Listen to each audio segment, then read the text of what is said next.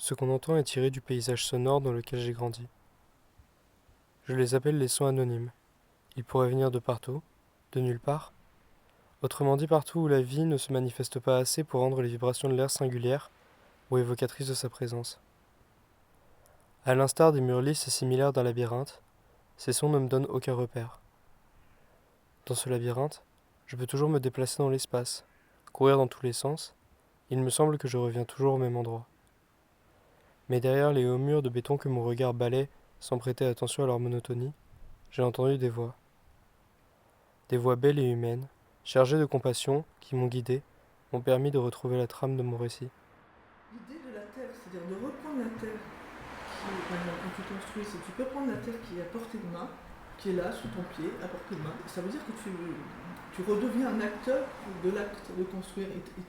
T'as pas besoin de passer par des gens qui savent, t'as pas besoin d'aller acheter, t'as pas besoin de. C'est une réappropriation. Grâce à la terre, ces femmes se réapproprient la construction. Elles sont maintenant avec moi. Dans un lieu, là, tout de suite, qu'est-ce qui se passe, en fait? Est-ce que j'arrive à être dans le ressenti?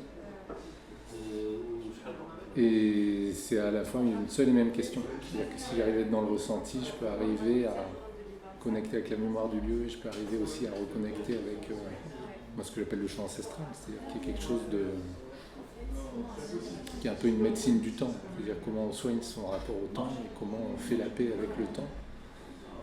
Donc il y a cette dimension-là aussi du lieu qui est comme enroulée, mais qui est essentielle en fait aussi pour avoir quelque chose de l'ordre d'une racine. C'est à la fois une médecine de la terre et du temps, ça va ensemble.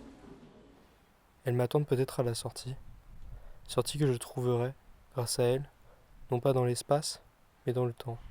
Et au fur et à mesure que j'étais en contact avec elle, j'ai commencé à comprendre les raisons pour lesquelles la vie, à travers Manu, à travers l'amour pour une personne, elle m'avait porté vers l'amour, vers une terre, vers un territoire, vers des gens et tout ça.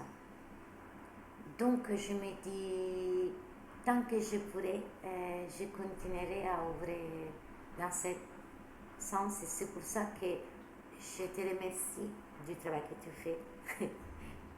Voilà.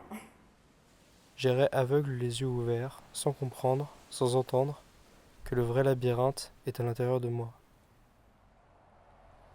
Un monstre rôde dans les profondeurs de mon âme et terrorise un enfant qui se cache. Je dois plonger le sauver, le retrouver au son de sa voix, dans le passé, lui donner le courage de me montrer l'avenir. Il sortira du labyrinthe quand j'aurai vaincu sa peur.